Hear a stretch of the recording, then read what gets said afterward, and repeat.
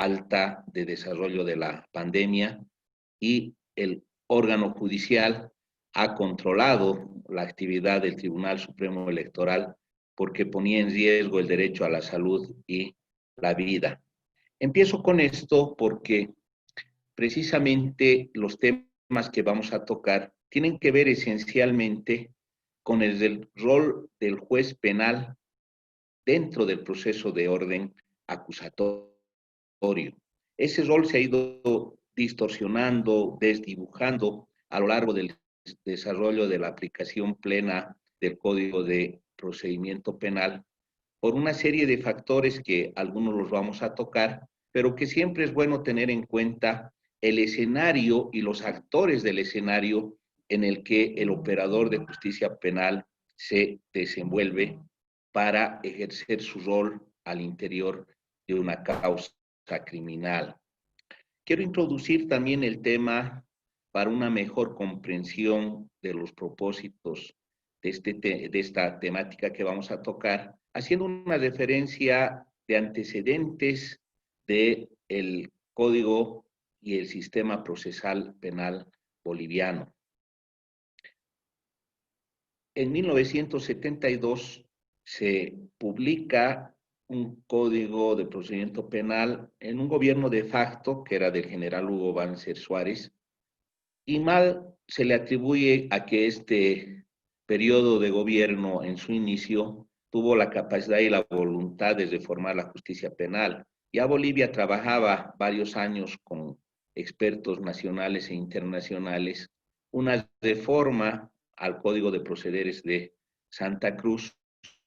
La falta de institucionalidad democrática da lugar en que entre la década del 60 y 70, luego del golpe que el vicepresidente René Barrientos le da al presidente Víctor Paz Estenssoro, se sucede una serie de hechos de inestabilidad política, dando lugar a gobiernos democráticos de facto, nuevamente golpes, etcétera, hasta que el gobierno de Juan José Torres, un general denominado progresista, es derrocado por un golpe denominado cívico-militar encabezado por el general, entonces coronel Hugo Banzer Suárez, que recoge este trabajo que ya tenía más de un lustro en gabinetes de estudiosos, lo encomienda a una nueva comisión para ajustar detalles y aprueban el Código de Procedimiento Penal que se promulga en 1972 y establece su vigencia al año de su publicación.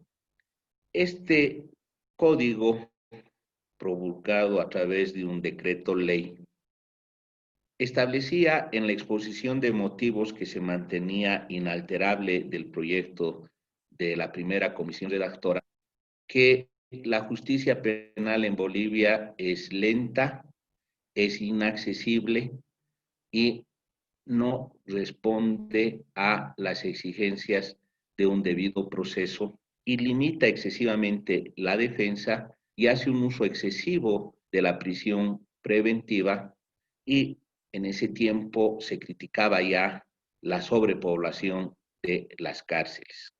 Ese código se denomina Código Banzer, mal llamado Código Banzer, y se lo caracteriza como un código de carácter mixto, porque ustedes saben, distinguidos colegas, que los modelos de procedimiento penal se dividen básicamente en un modelo de corte inquisitivo y en un modelo de corte acusatorio.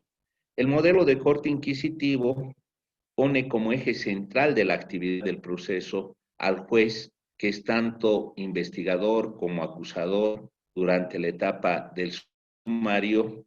Tiene asignado al fiscal un rol meramente formal, poco proactivo en el desarrollo de la causa penal, y es el juez pues el que toma la indagatoria, preside el sumario, dispone la detención preventiva, resuelve excepciones, incidentes, es decir, el juez es una mezcla de fiscal y juzgador. característica esencial de un sistema inquisitivo que concentra las funciones de la persecución judicial. La etapa del plenario, si bien no participa el mismo juez de instrucción, está decidida también por decisiones judiciales y no de decisiones extrañas o ajenas al órgano judicial. A la conclusión del sumario, hoy conocida como etapa preparatoria, se pronunciaba el juez de instrucción disponiendo sobreseimiento o disponiendo un auto de acusación. Esa acusación decidida judicialmente pasaba a un juez de partido o juez del plenario, que lo primero que hacía era notificar a las partes, darle a la defensa un término mínimo de 3 días para que ofrezca sus descargos, señalaba la audiencia de plenario y lo primero que hacía era recibir una declaración denominada declaración confesoria del inculpado, acusado o procesado. Otra característica del sistema inquisitivo es que coloca al candidato del proceso penal, al imputado, como lo denominamos hoy, al que se le atribuye la comisión de un hecho delictivo, como fuente de información y casi como un objeto de información. El proceso en el sumario empezaba con la de indagatoria, una declaración sin presencia de abogado ante el juez, al término de la que el juez de instrucción penal disponía en 2 líneas si iba preso o se defendía en libertad. Esa decisión era inapelable e inclusive la norma vigente en ese tiempo decía incensurable en casación. No había términos para la detención preventiva. Durante la etapa del sumario, hoy conocida como etapa de investigación, se denominaba al imputado, al indagado, y se lo sometía a ese encarcelamiento preventivo. Y si el juez de instrucción decidía por dictar un auto de procesamiento que equivale a la acusación que conocemos hoy en día, esa su detención preventiva se convertía en una detención formal. Es decir, como si el candidato del proceso penal, el imputado, estuviera irremediablemente condenado a una condena y la cárcel era evidentemente una especie de pena anticipada y el proceso una formalidad para convalidar una pena que inclusive llegaba a sentencia cuando el mínimo o a veces el máximo inclusive se había cumplido. En la década de los 90, Bolivia inicia un proceso de reformas estructurales que se denominaron de reinstitucionalización democrática o de fortalecimiento de instituciones democráticas. Estas reformas incorporaban una reforma constitucional que establecía en la legislatura 94-95 la creación del Tribunal Constitucional de Bolivia en un modelo, acogiendo básicamente el modelo austriaco de control constitucional concentrado, creaba el Defensor del Pueblo como una entidad orientada a la defensa de los derechos humanos como un mecanismo institucional de defensa o de interdicción contra el abuso y la arbitrariedad de los órganos públicos, crea el Consejo de la Magistratura para deslindar de la carga de trabajo jurisdiccional la parte financiera, administrativa y de capacitación que estaba concentrada en autoridades superiores, departamentales y nacionales.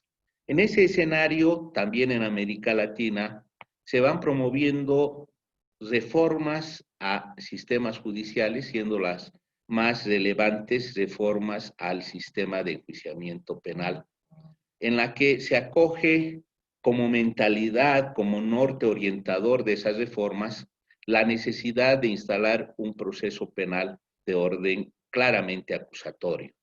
Porque si bien el antiguo procedimiento penal era denominado mixto, esencialmente, predominantemente, era un sistema de formas acusatorias, o inquisitivas, perdón. ¿Y qué significa instalar un sistema acusatorio o preponderantemente acusatorio? Definir claramente los roles de las autoridades y sujetos procesales intervinientes en el proceso. Y esa definición de roles responde a un reflejo del Estado republicano o la forma republicana de gobierno de pesos y contrapesos.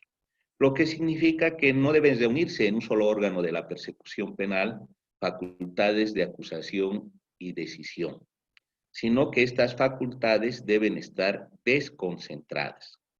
Esto permite visualizar que el juez tiene que ser un decisor neutral y el fiscal, el titular oficial de la acción penal pública, tiene que responder inclusive orgánicamente a una estructura ajena al órgano judicial. Y entonces el rol del fiscal es promover la acción penal y para la necesaria promoción de esa acción penal en delitos de acción pública debe estar revestido de una atribución que tiene que ver con la recolección de elementos de convicción para fundamentar acusación y por el principio de objetividad también para recolectar aquellos elementos probatorios que en juicio podrían servirle a la defensa del imputado.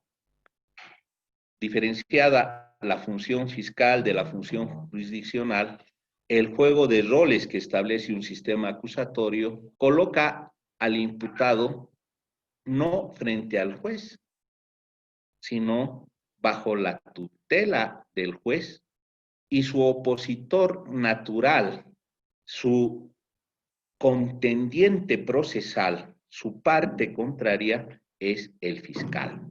Son ellos dos quienes enfrentan sus posiciones antagónicas ante la mirada pretendiendo una decisión que satisfaga sus pretensiones del órgano jurisdiccional.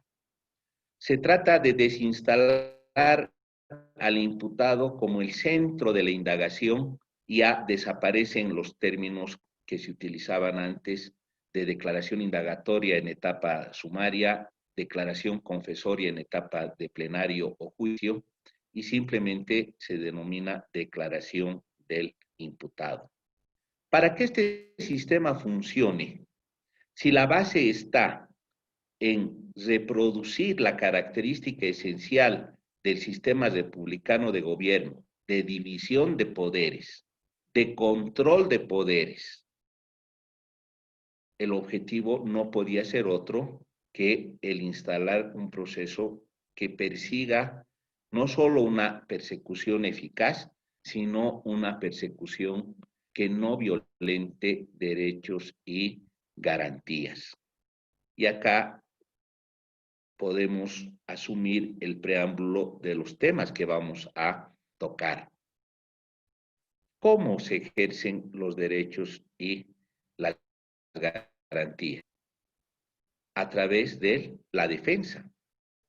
Y la defensa tiene dos componentes claramente establecidos, tanto en la legislación interna del Código de Procedimiento Penal Boliviano, Ley 1970 y sus reformas, como en el Pacto de San José de Costa Rica o Convención Interamericana de Derechos Humanos, que instala la defensa en dos elementos concatenados, unidos, indisolubles: la defensa técnica y la defensa material.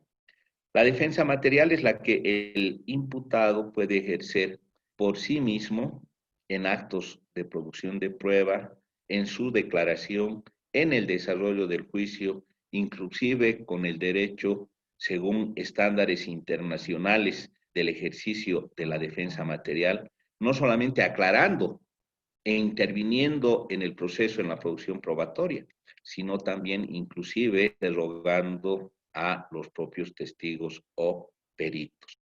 Obviamente todo esto bajo el acompañamiento y la dirección del defensor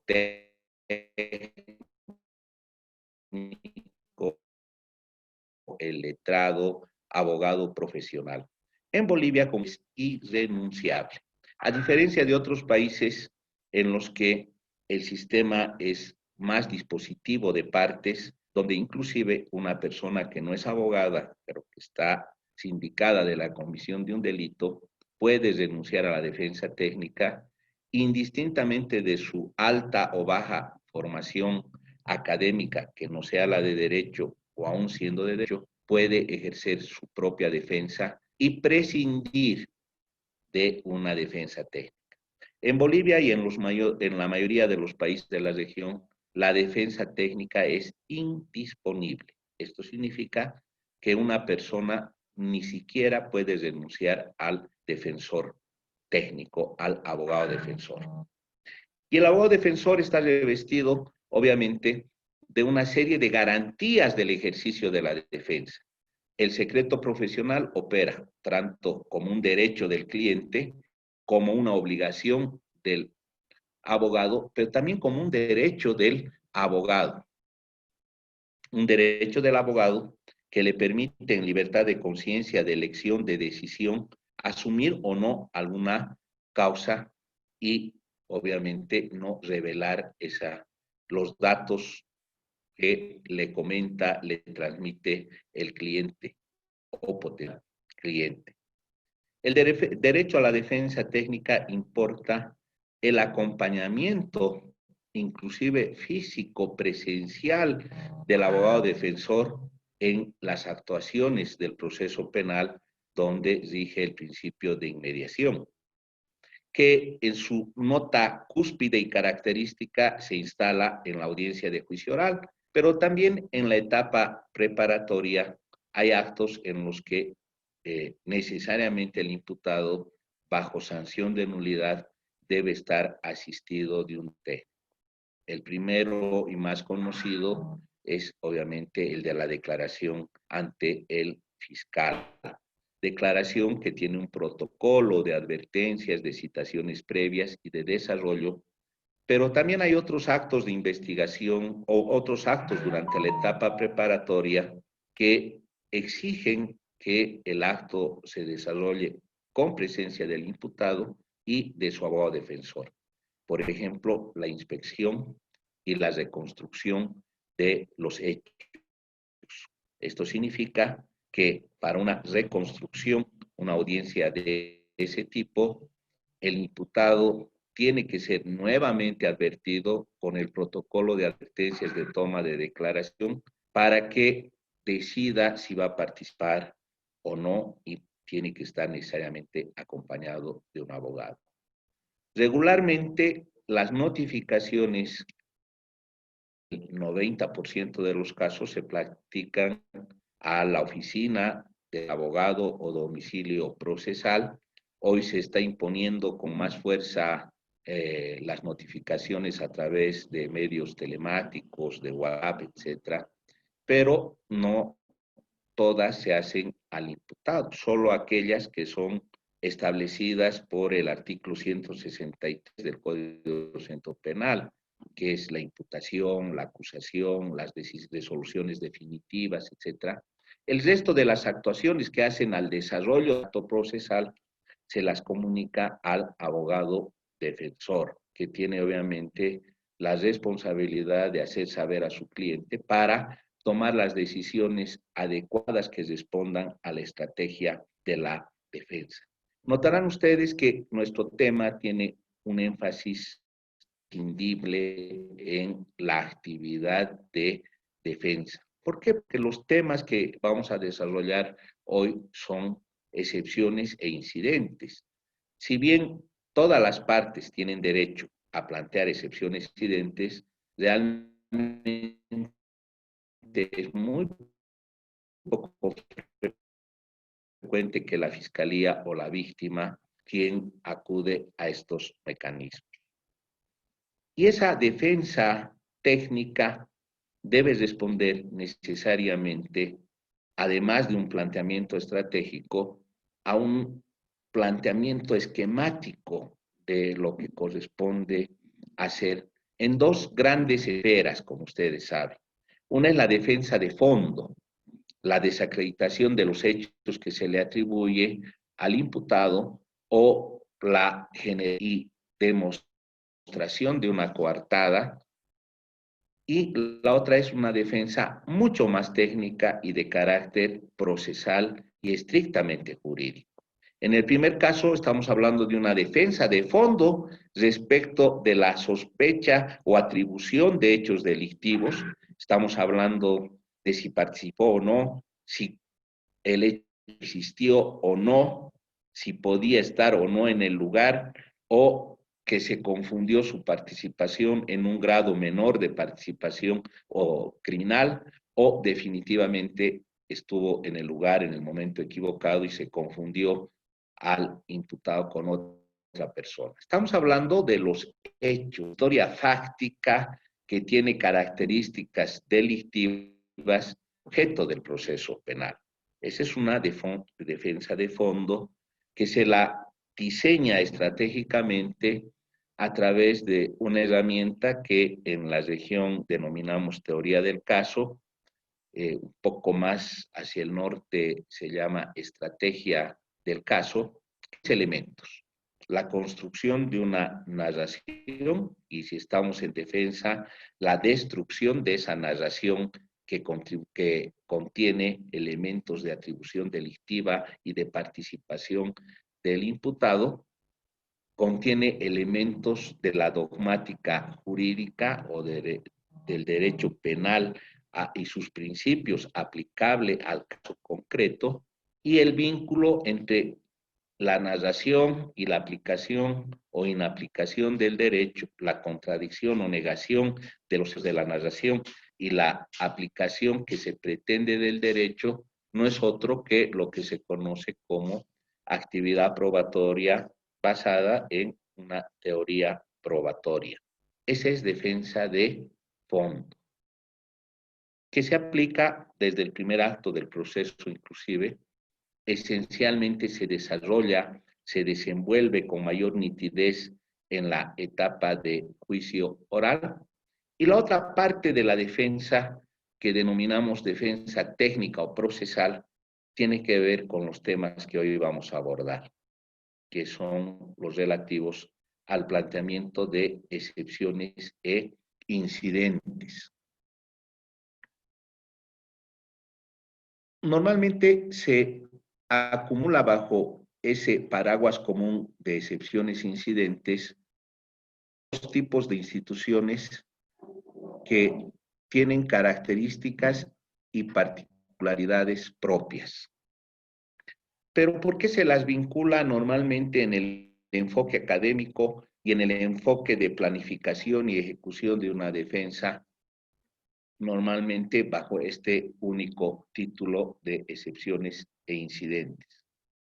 Porque no tocan la raíz del problema fáctico que es el objeto del proceso penal. Van a explorar, a criticar, a impugnar, a interpelar los actos, la validez del proceso. O van a atacar la procedibilidad de la causa o la vigencia de validez temporal del ejercicio de la acción penal.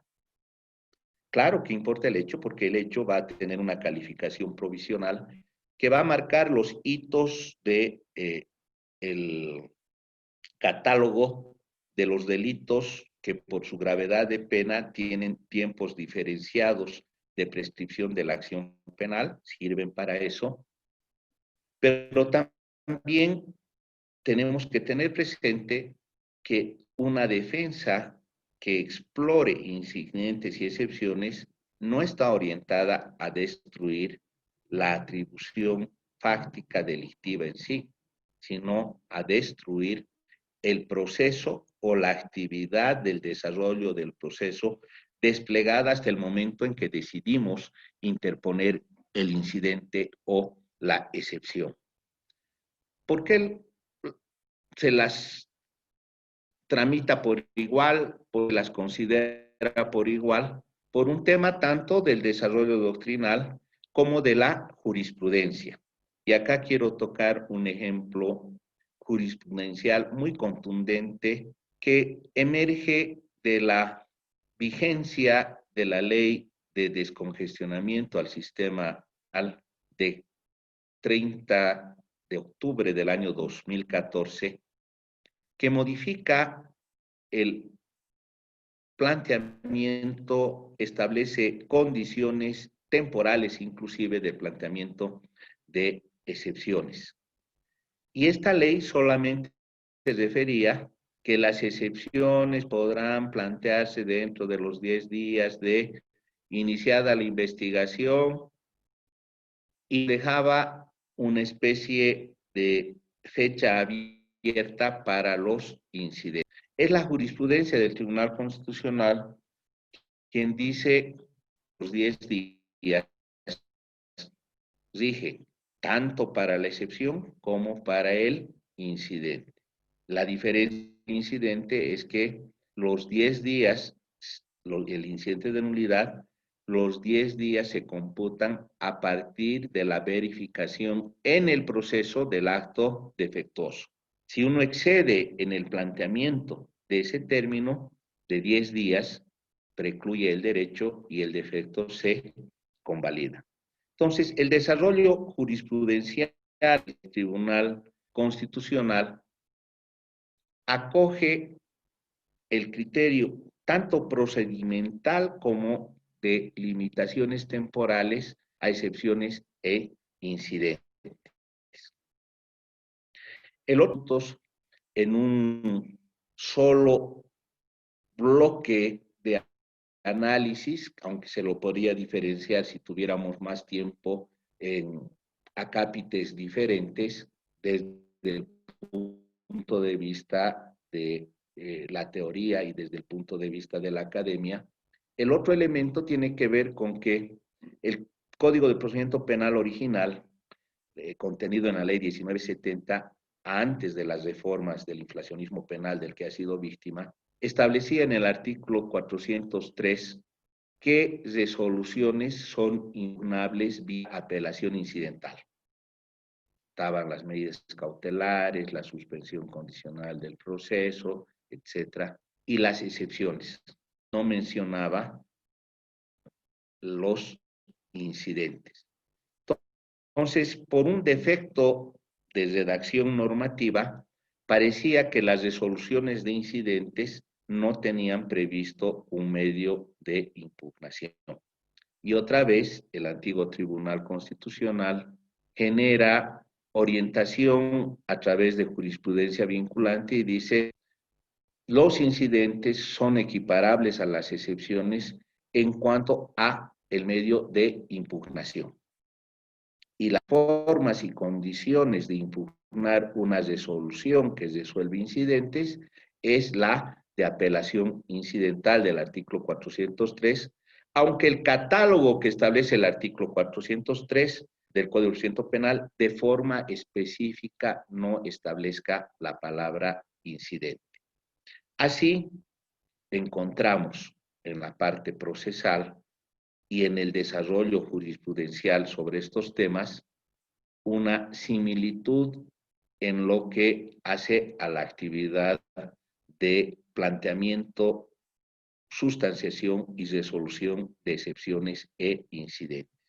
O visto del otro lado, las excepciones tienen un trámite que se denomina incidental, es decir, que no es un trámite que afecta el fondo, el tronco de la causa penal en cuanto al objeto del proceso. Entonces, excepciones e incidentes se tramitan incidentalmente al objeto principal del proceso, se impugnan a través de la apelación incidental del artículo 403, la forma y el contenido de validez de una resolución judicial que resuelva incidentes y excepciones está revestida también de las características de obligatoriedad de una debida motivación. Elementos característicos que ponen en común el estudio, la evaluación y el enfoque de excepciones.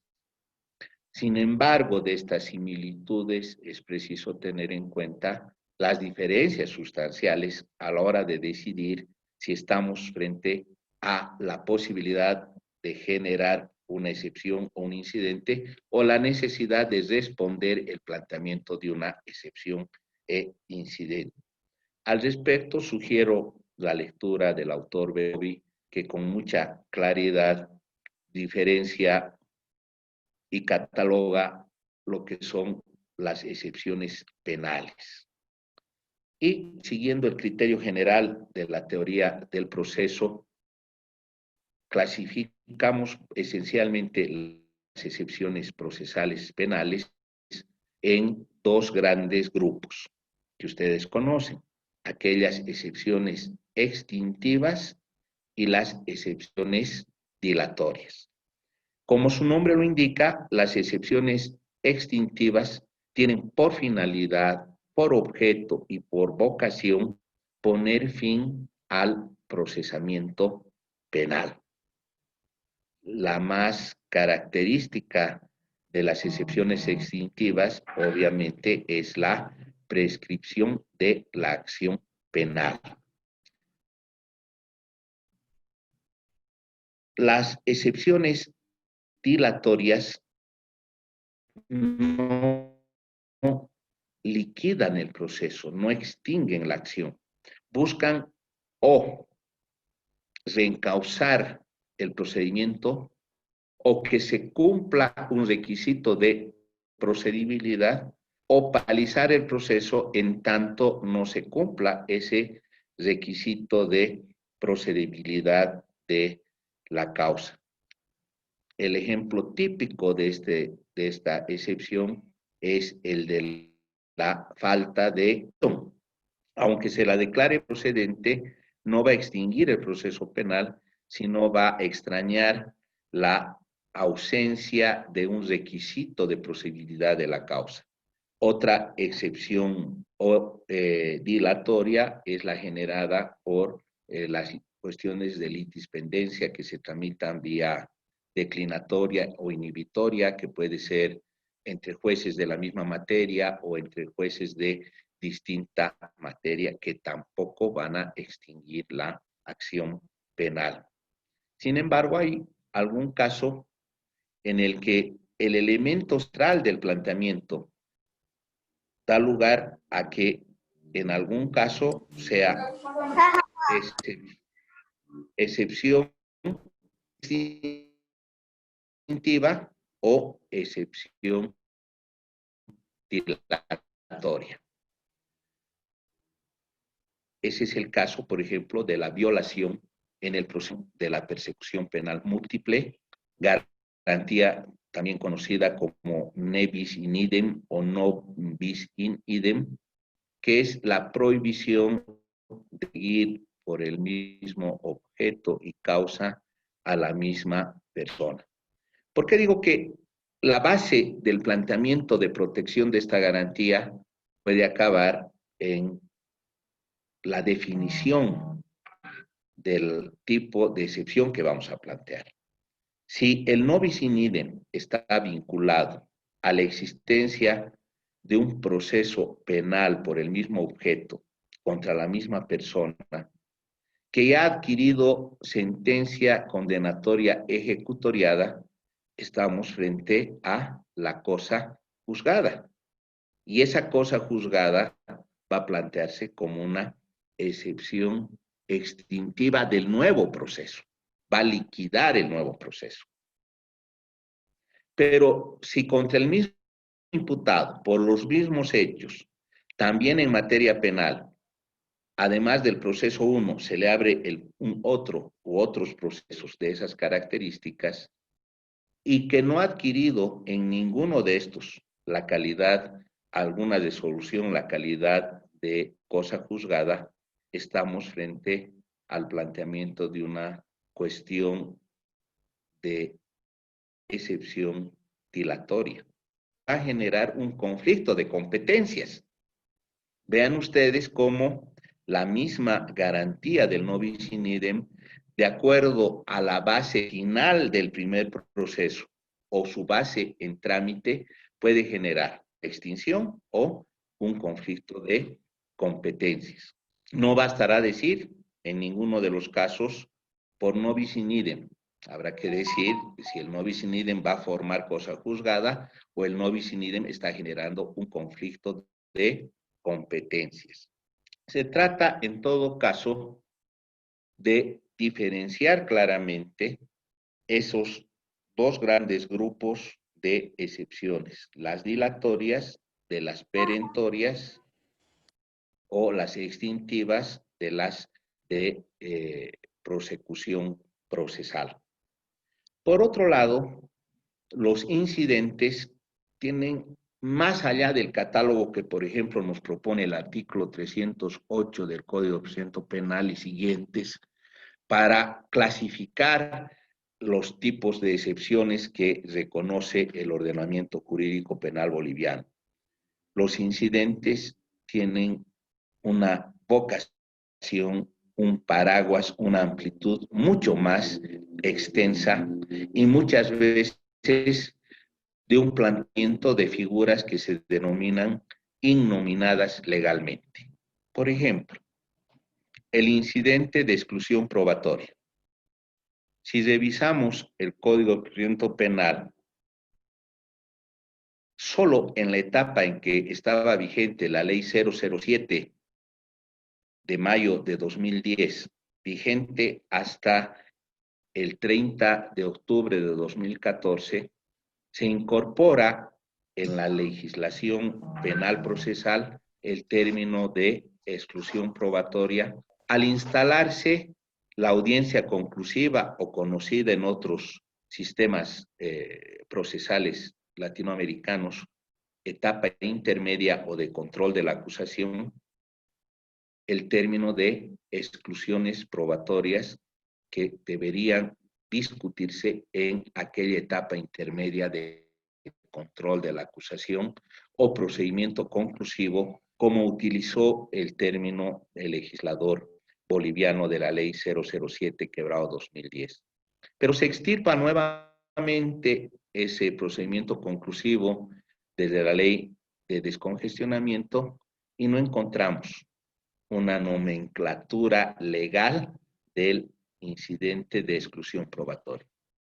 Pero es una actividad común y cotidiana en el desarrollo de un juicio oral, donde las partes, cuando el Ministerio Público o el acusador particular pretenden introducir un medio de prueba, que antes de ingresar a la adquisición, a la judicialización de ese medio probatorio, se oponga un incidente de exclusión probatoria. Innominado, pero vigente en el procedimiento. Su base, obviamente, es legal, y su base legal está tanto en la Constitución, al establecer, por ejemplo, las garantías de nemo tenetur, las garantías de protección a la intimidad, de protección al domicilio, y en el artículo 13 del Código de Procedimiento, que establecen que no podrán ser tenidas mediante violación de procedimiento, coacción o violación de derechos y garantías del encausado. Entonces, cuando revisamos la literatura o la doctrina del proceso penal, encontramos que los incidentes penales están vinculados a lo que se denomina nulidades procesales o actividad procesal defectuosa. El legislador de la ley 1970 del Código de Procedimiento Penal ha optado por no utilizar el nomen de nulidades, sino que en los artículos 167 al 169 introduce la nomenclatura de actividad procesal defectuosa. Primero, estableciendo la prohibición en el artículo 167, que no podrán ser valorados, no tendrán validez aquellos actos que lesionen, vulneren derechos o garantías. Prohibición general de actividad procesal defectuosa o interdicción de incurrir en nulidades y principios que rigen las nulidades. Seguidamente está la redacción del artículo 168, que establece que pueden ser subsanables algunos defectos y nos da ya un primer elemento de categorización de los tipos de defectos que pueden verificarse en el desarrollo del proceso penal. Los defectos relativos, es decir, los que conforme el artículo 168 de la Ley Procesal Penal, pueden ser subsanados, corregidos o enmendados porque no generan una grave afectación a la esfera de garantías o derechos humanos. Y finalmente, el artículo 169 cataloga específicamente la actividad procesal defectuosa absoluta y se refiere lo que en otras latitudes se conocen como nulidades absolutas, es decir, que no admiten convalidación. Y están tipificadas en función a la protección de los derechos de las partes intervinientes en el proceso, a la obligatoria participación del fiscal o del juez en algunos casos y a la no violación de derechos y garantías. Y la última cláusula que parece abierta del numeral 4 del artículo 169, que más bien es una cláusula cerrada, y dice, y todas aquellas sancionadas expresamente con nulidad. Es una de las pocas expresiones de nulidad que encontramos en la ley 1970. Y esas otras específicamente sancionadas con nulidad, ¿dónde las encontramos? Una de ellas está en el incumplimiento del protocolo de toma de declaración del imputado recogido por los artículos 92 al 99 del Código de Procedimiento Penal, y esa expresión categórica, específica, que coincide con el numeral 4 del artículo 169, es la que dice que el acta de declaración no tendrá valor si no ha cumplido con el protocolo previo, es decir, es nula. A pesar de estas precisiones legales, es conveniente siempre explorar sobre todo la jurisprudencia del Tribunal Supremo de Justicia, que en materia de nulidades penales en los últimos 10 años ha ido confundiendo el defecto absoluto con el defecto relativo.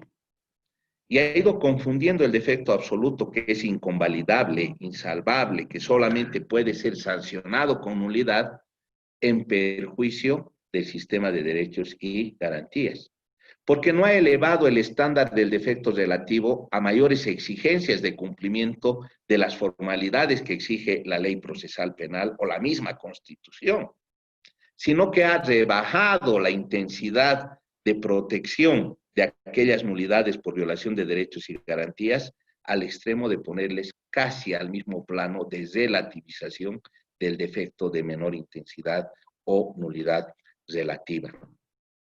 Ejemplo de esto: la discontinuidad del juicio oral en muchos distritos del país no se ha vuelto una excepción, sino es una regla. Hemos vuelto a un sistema de audiencias orales discontinuas, desconcentradas en el tiempo, dispersas en el tiempo. Cuando la característica del juicio oral es no solamente que la comunicación sea actual e inmediata entre los sujetos procesales y la prueba, sino que sea también desarrollada de manera continua. Y muchas veces se ha criticado, sin exagerar, un año. ¿Por qué? Porque las audiencias se celebraban cada 10 días, media mañana o media tarde, y así sucesivamente, si sumábamos el tiempo, tal vez en una semana completa, un juicio más o menos complicado, podía haberse iniciado y concluido en sentencia. Pero como ha habido discontinuidad, la dispersión de audiencias ha generado que se prolongue innecesaria e ilegalmente la audiencia. ¿Y qué ha dicho el Tribunal Supremo de Justicia cuando ha conocido este tipo de nulidades? Y no ha ido por salvar la vigencia de la norma y la garantía de un juicio continuo, inmediato, verdaderamente oral y acusatorio en el que no haya dispersión probatoria. Los primeros autos de vista de los años 2004 a 2006 y los autos supremos hasta esa fecha disponían la nulidad del juicio si es que verificaban la discontinuidad en el desarrollo de la audiencia de juicio oral. A partir del año 2006 se va relativizando este defecto y se va buscando argumentaciones orientadas a hablar de causas de fuerza mayor, de situaciones extraordinarias, al extremo de hablarse de la excesiva carga laboral y la imposibilidad de un juicio continuo. Esa jurisprudencia del Tribunal Supremo contradice alguna otra jurisprudencia del Tribunal Constitucional que sobre la materia dice las alegaciones sobre deficiencias organizacionales, institucionales del órgano judicial no pueden servir de pretexto para ignorar el cumplimiento de las formalidades exigibles para la validez de un proceso y menos para mora procesal o violación de derechos humanos. Pero hemos ido avanzando hasta cierto y luego hemos encontrado en la jurisprudencia ordinaria un retroceso y una obscuridad y ambigüedad en el tema de las nulidades penales, al extremo que en alguna situación el Tribunal Supremo ha establecido que como no hizo reserva de apelación ante cada suspensión de oral, se ha convalidado el defecto. Esa ya fue la convicción expresa de que el Tribunal Supremo de Bolivia no tenía la voluntad de sancionar con nulidad la actividad procesal defectuosa absoluta. Y esto es altamente criticable. El expresidente argentino Fernando de la Rúa, antes de dedicarse de lleno a la política, ha sido un notable escritor y abogado. Repetía junto con Julio Mayer que la garantía de las garantías que establecen los procedimientos es la nulidad, porque es la que sanciona el acto violatorio de derechos, extirpándolo del proceso. Y si la mentalidad de hoy es convalidar hasta lo inconvalidable, realmente ese sistema de actividad procesal defectuosa, de prohibición de actividad procesal defectuosa, no está funcionando. Y no funciona en perjuicio del más débil. Del más débil es aquel a quien le decimos, usted es inocente, en trato no se demuestre lo contrario, pero en medio camino lo metemos preso, en medio camino no lo escuchamos con las debidas garantías y muchas veces los jueces están pensando, mientras uno va exponiendo una excepción, un incidente, no en los argumentos o en la vista de las pruebas, sino está buscando este tipo de resoluciones para justificar un rechazo sin comprender la magnitud del problema que se está planteando ante la justicia. Y esto me vuelve a la primera parte. En un proceso acusatorio, el juez tiene que despojarse de ese rol protector de la acción penal. El juez tiene que ver al fiscal como un sujeto procesal con deberes, con derechos y con obligaciones a cumplir. Como un sujeto procesal al que tiene que controlar porque es proclive a que en el exceso de su función vulnere, inobserve procedimientos o viole derechos y garantías. Si no instalamos en la mente de abogados, jueces y fiscales la necesidad de que cada uno tiene que comprender su rol, vamos a tener todavía actividad procesal defectuosa absoluta, convalidada, ilegal e inconstitucionalmente por los jueces ordinarios. Y esto también afecta al ejercicio y a la visión que se tiene del abogado defensor en materia penal. Ya la Federación Internacional de Abogados ha establecido que el abogado defensor, sobre todo en materia penal, debe estar revestido de garantías para ejercer con libertad y eficiencia sus roles. ¿Por qué? Porque hay una tensión siempre con el Estado. El abogado defensor en materia penal se está oponiendo a una institución estatal que es la fiscal, que está respaldada por una labor investigativa policial, por un instituto de investigaciones forenses. Si a esta poderosa institución titular de la acción penal, el árbitro todavía le favorece, ¿qué opciones reales tiene de ser eficiente la defensa? A veces es estrellarse contra un muro, y no por falta de razón de las postulaciones que puede hacer la defensa, sino porque no se ha terminado de comprender la identificación de roles. Y en esa mala identificación de roles, la Federación Interamericana de Derechos Humanos y algunos informes de la Comisión Interamericana de Derechos Humanos y la Federación Internacional de Derechos de Abogados ha establecido que sobre las espaldas del abogado defensor se genera un doble estigma. Primero, un estigma indigno, el de asociar al abogado con el hecho que se le imputa a su cliente. En nuestro país queremos ser más específicos en el ejemplo. ¿No les viene a la mente, cuando estaba en plena vigencia la ley 1008, el término narcoabogado? Claro, algunos colegas ocasionalmente o frecuentemente defendían a una persona sospechada de algún ilícito de la ley 1008. Y el estigma, la etiqueta que le ponían era del narcoabogado.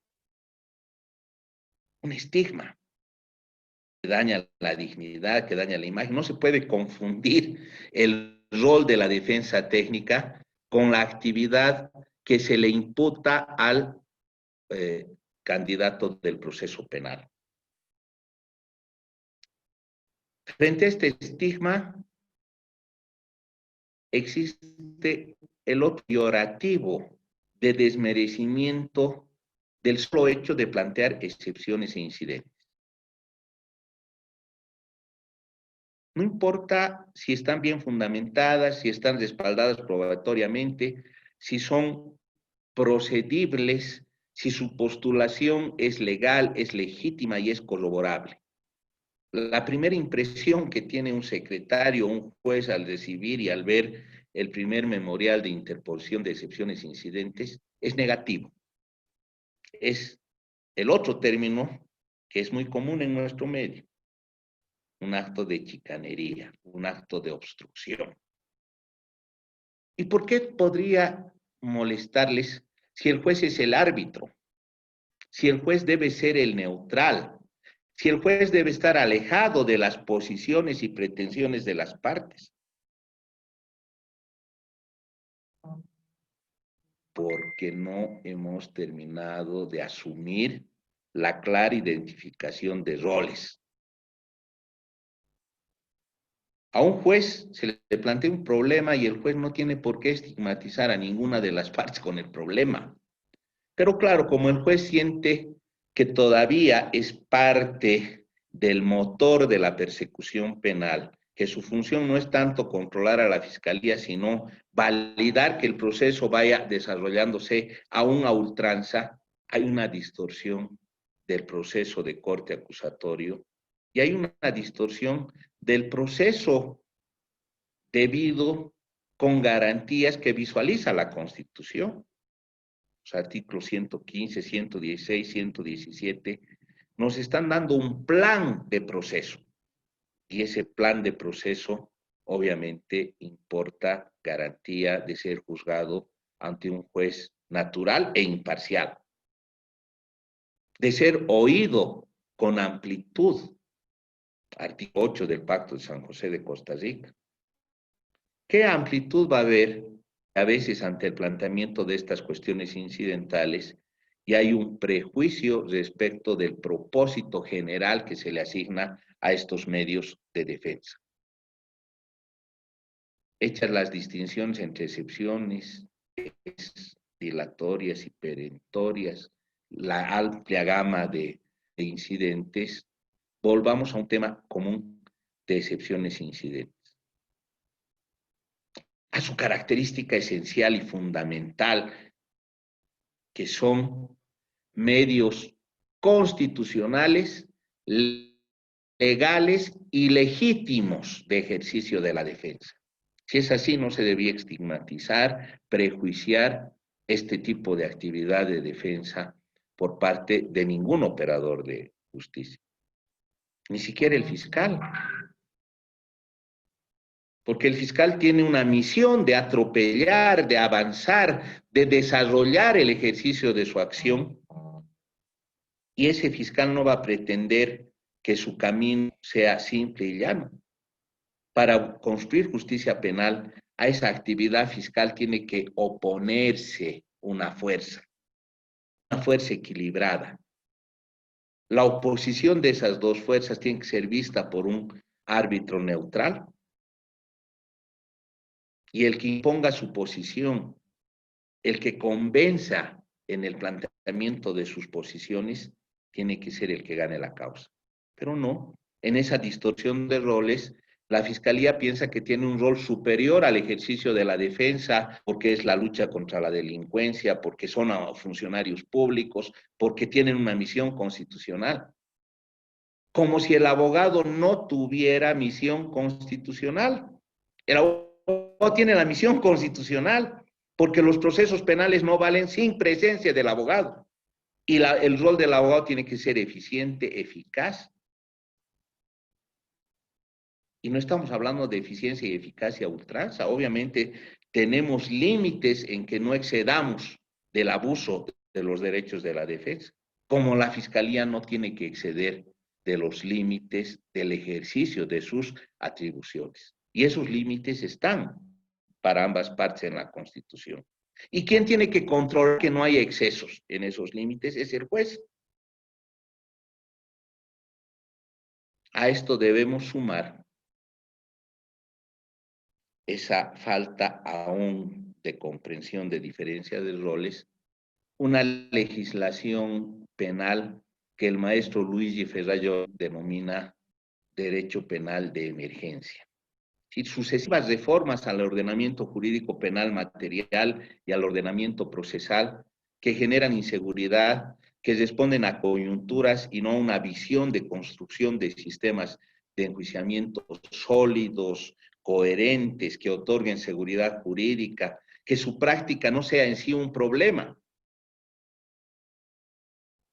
Pero si tenemos cada 2 o 3 años reformas más o menos esenciales al sistema de enjuiciamiento penal, ni siquiera el abogado tiene seguridad jurídica de la norma aplicable.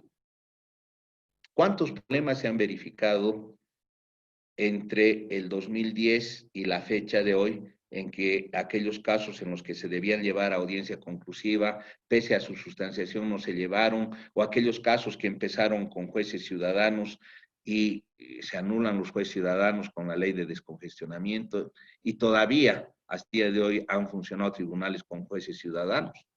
Ejemplo emblemático, la sentencia de absolución sobre el caso terrorismo, que es el caso de la masacre del Hotel Las Américas, absuelve un tribunal mixto, que desde el año 2014 ya no estaba prevista en la legislación, pero como el proceso es discontinuo, formalista, ritualista, que no ha respetado juez natural, se fue alargando en el tiempo y esos jueces ciudadanos tuvieron que estar 7 años y medio vinculados a un proceso penal.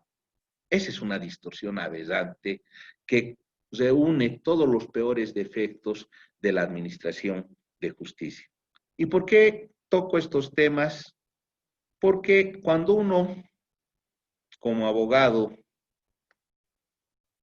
asesora, define la estrategia de la defensa del caso, o si está de abogado de la víctima o si es fiscal, está frente a la posibilidad de oponerse al planteamiento de excepciones e incidentes, tiene que tener claro el contexto de dónde se va a discutir, ante quién se van a discutir estas situaciones, y esto obliga sobre todo a la defensa a reforzar los argumentos, los instrumentos argumentativos, no descuidar la parte probatoria que se invierte en, como carga del incidentista o excepcionista. ¿Por qué? Porque estamos ante un contexto preparado, orientado a rechazar el incidente y la excepción, atribuyendo errores al propio abogado o defensa que ha planteado el incidente, porque piensa ese juez que mientras no anule el proceso le está haciendo un gran servicio a la administración de justicia y que todo debería acabar en una sentencia. Ese es el contexto en el que se desarrolla el ejercicio de la defensa. Y hoy tocamos el tema de la defensa. En otra oportunidad podemos enfocar el tema desde la perspectiva de una buena preparación de un caso a partir de la perspectiva de la acusación. Pero si estamos planteando excepciones e incidentes como tema de trabajo el día de hoy, estamos hablando del ejercicio constitucional, legal y legítimo de una garantía. Garantía que nuestro Tribunal Constitucional la reconoce como autónoma, pero que en términos generales es una garantía que junto con el juez natural y otras hacen al debido proceso legal.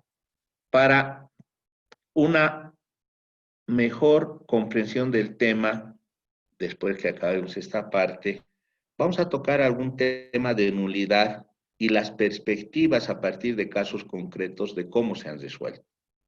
Para concluir, entonces, diremos que en etapa preparatoria, las excepciones e incidentes deben promoverse dentro de los 10 días. ¿De qué? Para excepciones, los 10 días se computan cuando al imputado se le notifica con el aviso de inicio de investigaciones que hace el fiscal al juez. En el 99.9% de los casos penales de Bolivia, esa notificación no se le hace al imputado. Entonces, la Ley 586-2010 y el Tribunal Constitucional han explorado una situación que en la práctica no se da. Y como no se da, han cambiado que aparte de esa posibilidad, desde que conoce el imputado el inicio del proceso en su contra, desde la imputación formal. Corren los 10 días para excepciones. Y para los incidentes corren los 10 días en etapa preparatoria desde el conocimiento de parte del incidentista de la verificación del acto criticado como defectuoso. La sanción por pasarse del tiempo es la preclusión del derecho, lo que es un exceso legislativo y normativo que genera injusticias y un desequilibrio en el sistema de administración de justicia penal, pero esa es la ley vigente actualmente que ha sido introducida en ese parámetro por la ley 586-2014 y esencialmente ha sido reproducida en las reformas de la ley 1173. Interpuesto el incidente o la excepción, se debe correr en traslado como una opción. La otra opción negatoria de derecho al debido proceso y que inclusive viola el artículo 182 constitucional que tiene el juez es el de rechazo in limine. Es decir, rechazar sin sustanciar. en aquellos casos, dice la ley, que sea manifiestamente improcedente o dilatoria, el juez podrá rechazar in limine sin derecho a apelación y si la considera temeraria, podrá declarar interrumpidos los plazos de prescripción y duración máxima del proceso.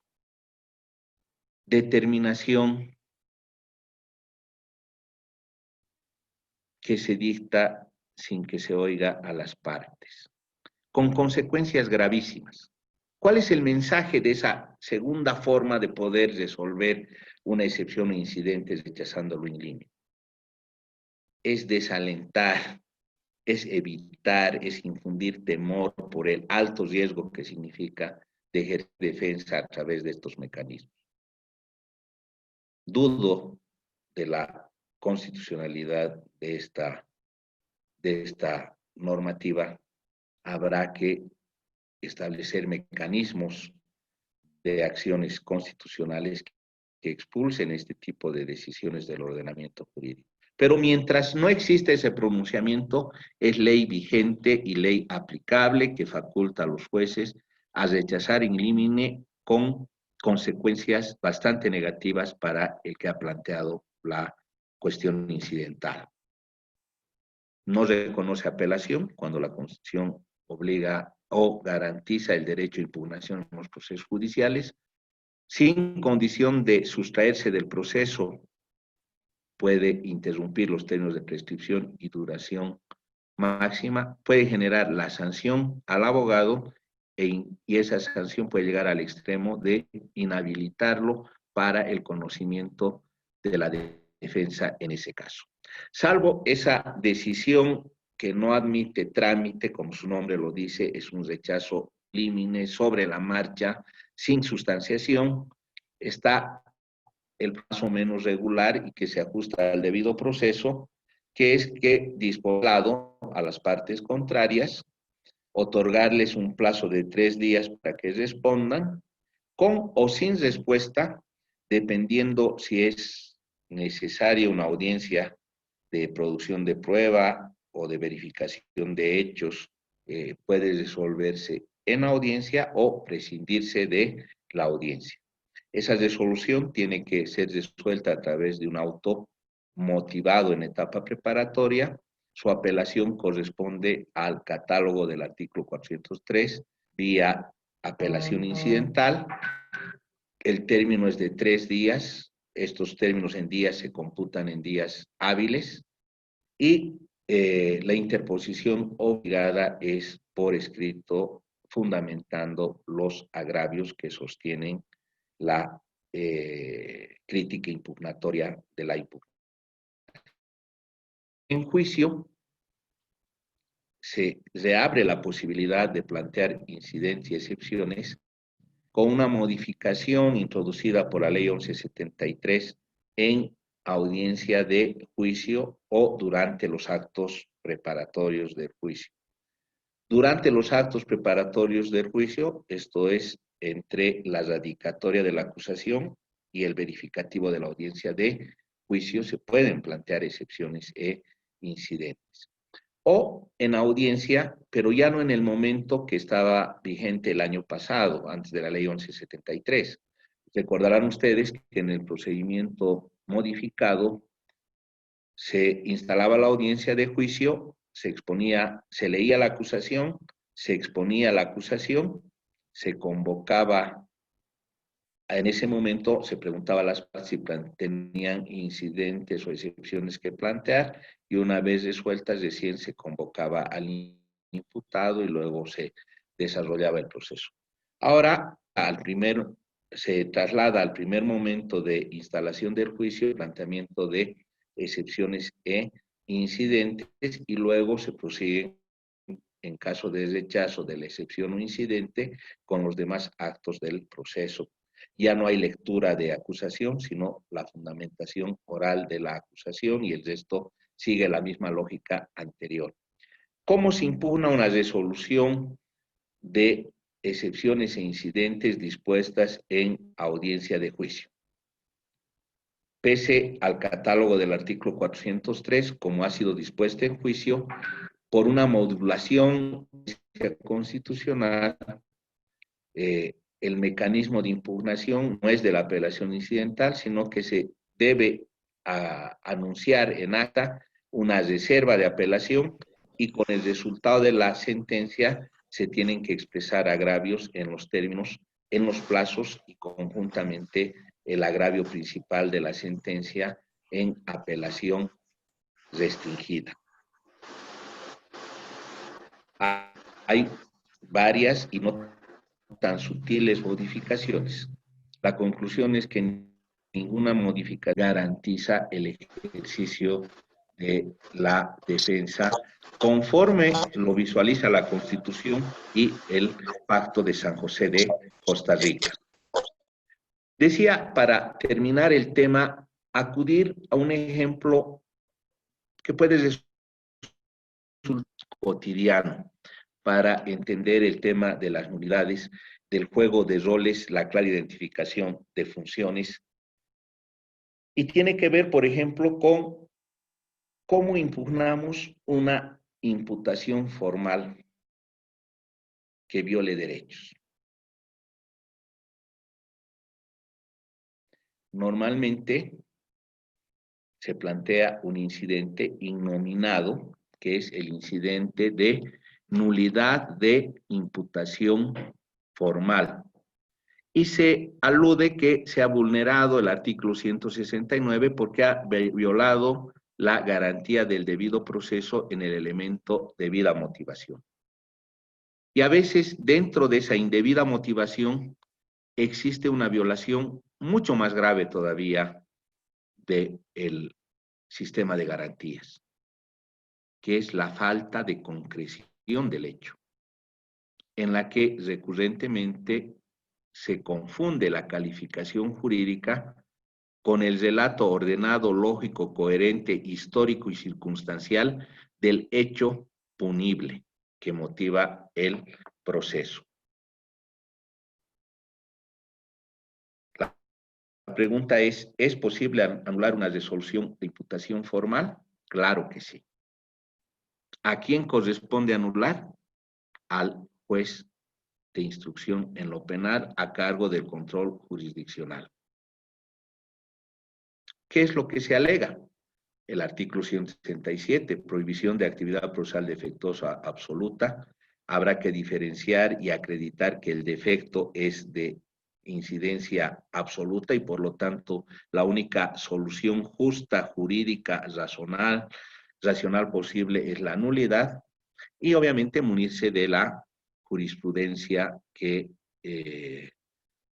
instala esta posibilidad porque como figura nominada en el catálogo de nulidades del Código de Procedimiento Penal, no la vamos a encontrar. Y acá es una sentencia relativamente antigüita la que mejor respalda esta posición y esta sentencia a lo largo de los años ha ido adquiriendo mayor fuerza y es la 760 quebrado 2003, que es fundacional porque hasta antes de esa sentencia los jueces decían la facultad de dirigir el proceso, el titular de la acción es el fiscal y nosotros no podemos inmiscuirnos. Aún hoy escuchamos ese discurso y esta sentencia les decía ya hace 17 años al juez penal ordinario que su rol es controlar pues la actividad procesal defectuosa en la que puede incurrir por violación de derechos la policía y la fiscalía. Que esto tiene que ver tanto con el control jurisdiccional como con cumplir el ejercicio de respeto de derechos y garantías. Y que su primera competencia del artículo 54.1 del Código de Procedimiento Penal es resolver excepciones e incidentes. A partir de esta sentencia, todavía ha existido una resistencia del juez ordinario de tratar de explorar algún tipo de defectos en la labor de desarrollo y producción de imputaciones formales por parte de los jueces respecto a omisiones de control de la actividad fiscal. A partir del año 2010, concretamente de la sentencia 10-2010, se va concretando, profundizando un poco más aquellas nociones que establecía la sentencia 760-2003. Y refiere que el principio de imputación es una garantía del justiciable, no es un derecho de la Fiscalía ni el ejercicio de una atribución sin instrumentalidad para el imputado. Para desterrar qué viene esta afirmación, esa muletilla del juez ordinario de decir el fiscal es el titular de la acción y él sabrá cómo hace su imputación, cómo califica, cómo presenta sus hechos, yo no puedo meterme. Ya el Tribunal Constitucional comienza a decirle a la justicia ordinaria que estamos hablando de un principio, y el principio es de imputación. Y este principio no deriva del ejercicio de la facultad del que ejerce poder, sino deriva del derecho de la defensa a conocer los hechos que se le atribuyen con circunstancias temporales y modales. E implica que la imputación que se realice a nombre del Estado contra una persona debe estar correctamente formulada para que el derecho a la defensa pueda ser ejercido de manera adecuada. Es decir, ante el conjunto de defectos que llegan vía amparo normalmente o acción de libertad a la justicia constitucional, ya el juez constitucional comienza a identificar esa falencia con la que inicio y voy a terminar esta conferencia, que es la falta de comprensión de la diferenciación efectiva de roles en el proceso penal. Y dice que el hecho en la imputación formal debe ser preciso, sustentado en un relato ordenado, con circunstancias características de los hechos, de modo, tiempo y lugar que permitan al imputado afirmar o negar elementos concretos. Vean ustedes cómo ese choque del sistema acusatorio, denominado también adversarial, tiene en el momento de la dictación y comunicación al imputado de esa imputación las características de un proceso de adversos ante un juez neutral. Sí, le dice, el fiscal puede imputar, debe imputar cuando hay las condiciones necesarias y cumpliendo con otorgar la información indispensable. ¿Para qué? No para que el proceso avance por avanzar, no para habilitar formalmente la aplicación de una cautela. Tiene que expresarse de modo tal que contenga la información útil y necesaria para el imputado, para que él defina la negación, afirmación de los hechos, para que el imputado se defienda. Por eso es que el juez, cuando hay las condiciones de procedencia de este tipo de unidades, debe anular la imputación. Y esto tiene que ver con el numeral 2, inciso B del Pacto de San José de Costa Rica también. Otorgarle al imputado la información y los medios adecuados, el tiempo y los medios adecuados para su defensa. Y ese es el objeto de la imputación. Explicitar la atribución de hechos. No explicitar la categorización de esos hechos a través de una calificación jurídica que es provisional. Cuando el fiscal y el juez coluden en confundir calificación jurídica con hechos atribuidos, están violando otra garantía, que es la garantía de la indemnidad de los hechos. El hecho del proceso penal es congruente no solo entre la acusación y la sentencia, es congruente desde el acto inicial mismo, es congruente a tiempo de tomar declaración, es congruente cuando se imputa, es congruente cuando se acusa y es congruente cuando se sentencia. El hecho, la circunstancia histórica, temporal, práctica. Ese hecho puede ser recalificado por el mismo fiscal en etapa preparatoria. Bajo el principio del iuria coria nobis puede ser recalificado por el tribunal, inclusive en sentencia. Pero ese hecho, como dato circunstanciado y preciso de una conducta desplegada por el imputado en un lugar y tiempo determinado, eso nadie lo puede modificar. Y si ese hecho no está expresado, se le está privando al proceso de un objeto, porque lo que se juzgan son hechos y participación en los hechos, no la calificación jurídica provisional de esos hechos. Y esos hechos tienen que ser concretos. La doctrina reconoce este principio también bajo el nombre de imputación necesaria. Tiene que haber una necesidad de explicitar las características del hecho que se atribuye a una persona y la forma en la que esa persona ha participado en el hecho. Exigencia inclusive en pluralidad de imputados. No basta pues una misma narración y luego decir, y Juan, Pedro y Pancho han hecho lo mismo, al mismo rato, a la misma hora, han desplegado la misma conducta. Esa congruencia puede ser muchas veces alegada a la hora de criticar la validez de la imputación. Y tiene que ver con una congruencia interna, de hecho a hecho, entre la denuncia, la querella y la imputación formal en etapa preparatoria, entre la acusación y la sentencia en etapa de juicio.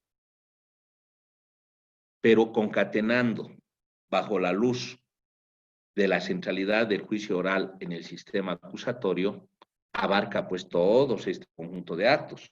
Acto inicial, imputación, acto conclusivo, sentencia. ¿Por qué?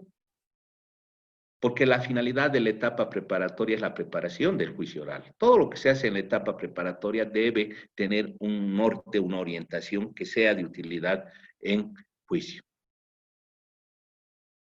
Normalmente se ha respondido a este tipo de problemáticas que la exigencia de congruencia que exige la ley 1970 está en la parte de sentencias relativa a la congruencia de hechos acusados y la sentencia.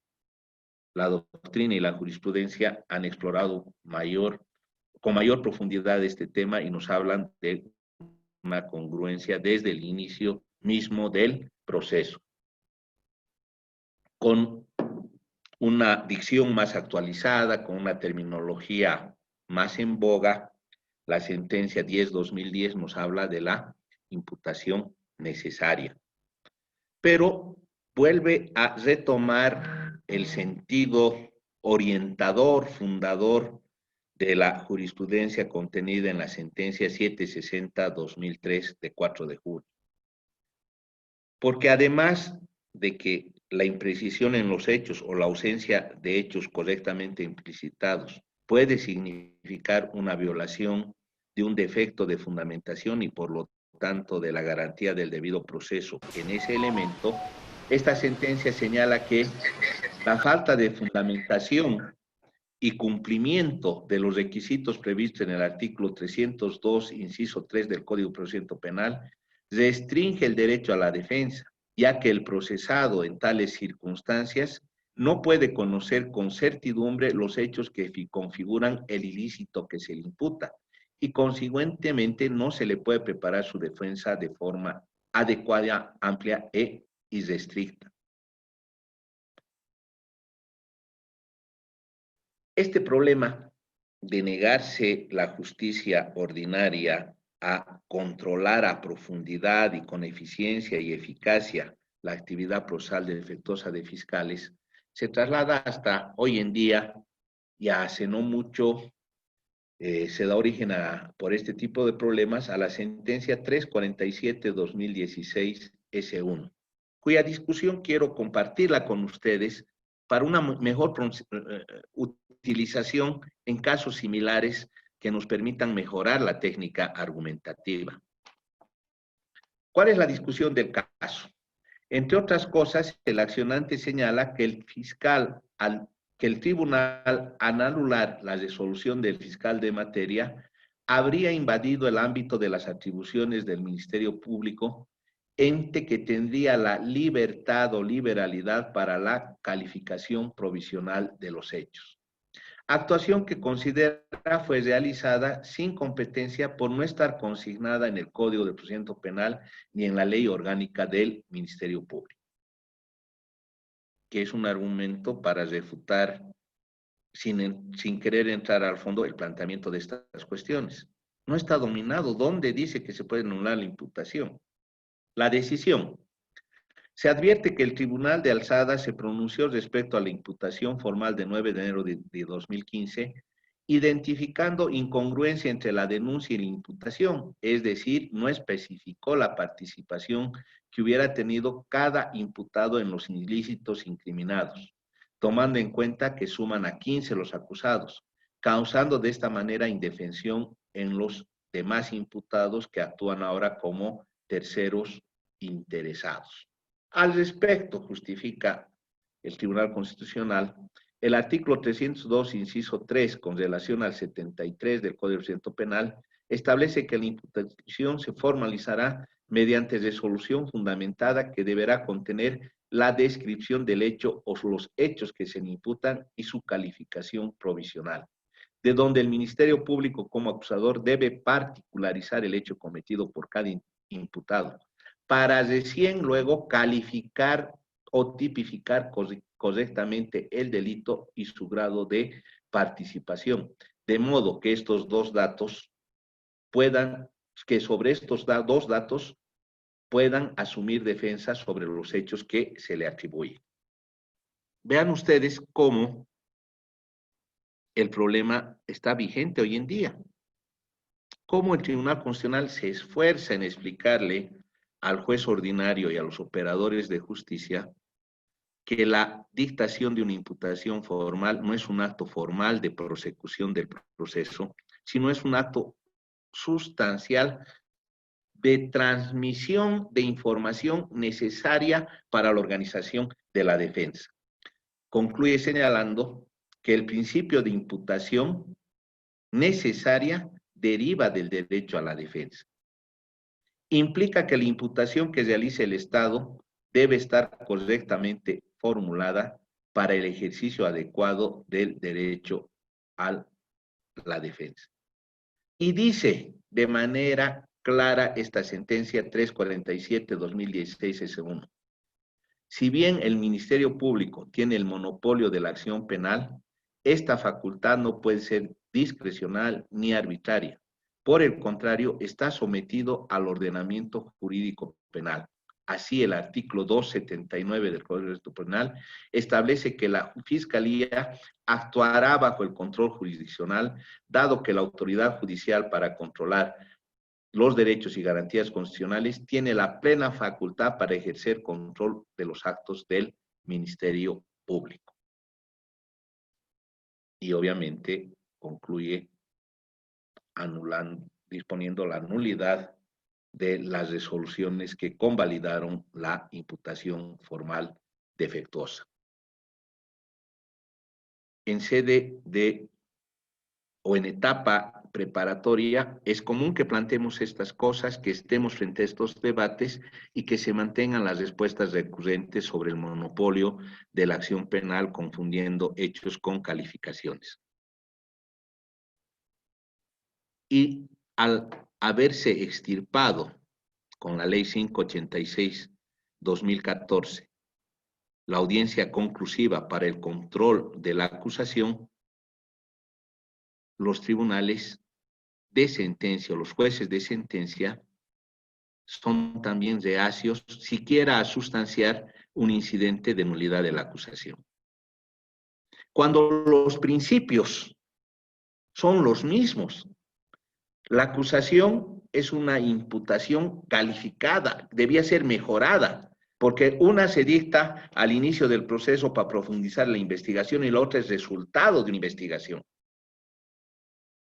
Y es información para defenderse en juicio tiene la vitalidad y la utilidad que establece el sistema acusatorio al otorgarle al juicio oral la centralidad del procedimiento. Pero muchas veces ni siquiera consideran este tema y dicen el control lo va a hacer el juicio en sí y en sentencia vamos a ver si las proposiciones están bien afirmadas o no. Y quiero compartir con ustedes una experiencia del año pasado en el que el Tribunal Tercero de Sentencia del Alto anuló una acusación de la Fiscalía en la que se imputaba y luego se llegó a acusar a varias personas por la comisión de delitos de asociación delictuosa, falsedad material, falsedad ideológica y uso de instrumento falsificado. Todo con relación a un solo testimonio de poder notarial presentado en un juzgado de instrucción penal. En etapa preparatoria se planteó la nulidad de la imputación, la juez rechazó, se activó la apelación confirmó con aquellos argumentos de que es atribución de la Fiscalía calificar el hecho, que ellos son los titulares. Se interpuso acción de amparo constitucional, denegó la tutela en sede de La Paz, señalando que, como había demorado la apelación incidental, ya había requerimiento conclusivo y no podían retrotraer el trámite. Fue a revisión al Tribunal Constitucional y después de que el Tribunal Tercero anuló la acusación, volvió anulando inclusive la imputación. Pero mi punto es que estando pendiente la revisión de la tutela denegada en Sucre, llegamos con relación a la unidad de imputación, llegamos a audiencia de juicio oral con una acusación que arrastraba los mismos defectos. Y el Tribunal de Sentencia estableció que para juicio la determinación del hecho o los hechos es una cuestión distinta a calificación o subsunción de esos hechos en los delitos acusados. Determinó también que hay 4 imputados y no hay especificación del modo en el que los 4 imputados han incurrido simultáneamente en la misma conducta de pluriofensa, asociación delictuosa, uso de instrumento falsificado, falsedad material o falsedad ideológica. Determinó también que, sin expresar si hay culpabilidad o inocencia, la jurisprudencia y la doctrina han establecido que son mutuamente excluyentes sobre un mismo instrumento la falsedad material con la ideológica.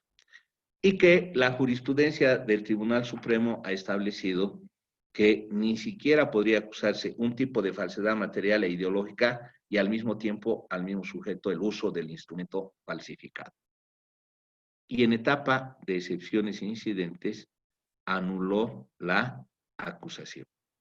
Esto viene a una respuesta recurrente que brindo a fiscales inclusive cuando dicen no hay control de la acusación o acaso un juez puede anular una acusación, y la respuesta es sí, porque los fundamentos de la acusación como atribución delictiva necesaria para el ejercicio de la defensa cobra aún más importancia a la hora de encarar la etapa cumbre del proceso penal. Excepciones nominadas, incidentes de nulidad innominados, mala concepción del juego de roles en el proceso penal,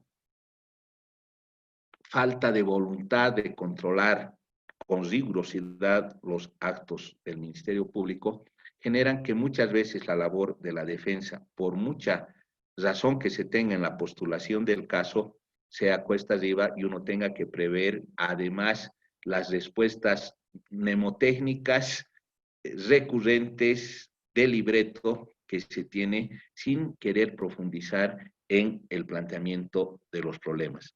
He querido compartir con ustedes temas concretos y explorar más allá de la cita de la sentencia constitucional el objeto de la discusión, simplemente para tener una labor más orientadora y útil en el desarrollo de este evento.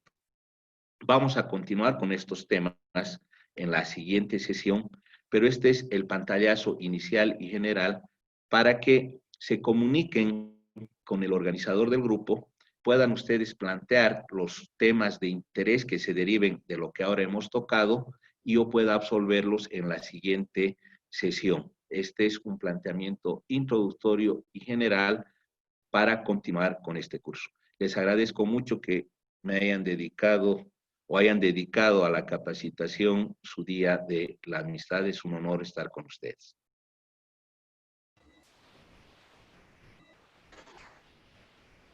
Muchas gracias, doctor Alberto Morales. Como siempre, una clase espectacular, magistral.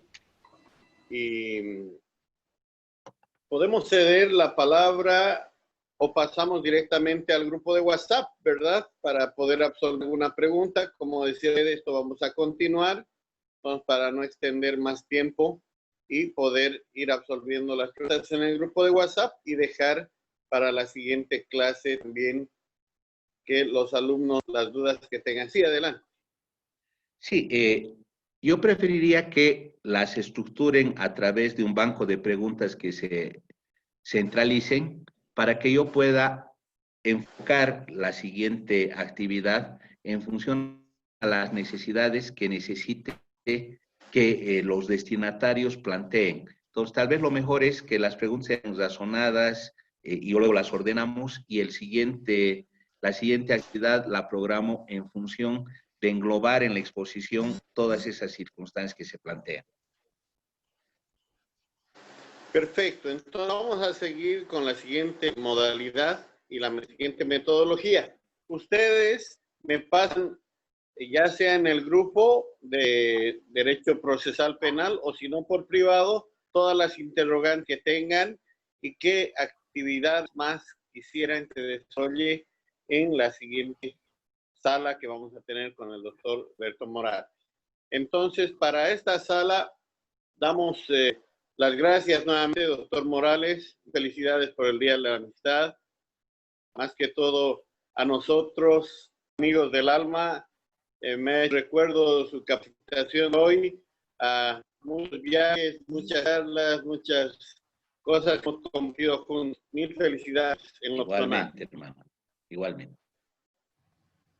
El día de mañana estamos con nuestra aula de exclusión probatoria en el proceso penal, tema que lo va a dar el doctor Rafael Humberto Villamil Ríos. Ya les estaremos compartiendo su positiva y también nuestro link del Zoom el día de mañana. Doctor Alberto Morales, ¿quiere despedirse de los alumnos? Sí, buenas noches. Nuevamente felicitarlos y saludarlos en el Día de la Amistad. No hay amistad más poderosa que la intelectualidad, que la intelectual, que la de compartir principios y valores, y eso nos une y hoy quiero saludarlos especialmente. Gracias por su atención. Muchas gracias, doctor Alex. Para aclararles a amigos que estamos de varios países del exterior, en algunos países salió el martes la amistad, hoy en Bolivia y en algunos países. Para hoy es el 30 de este mes, pero estamos en el mes y es valero. Entonces, muchas gracias, Noel, lo esperamos en el grupo de WhatsApp para dar algunos saludos a los Morales y contar para la charla de mañana. Muchas gracias nuevamente a todos. Buenas noches.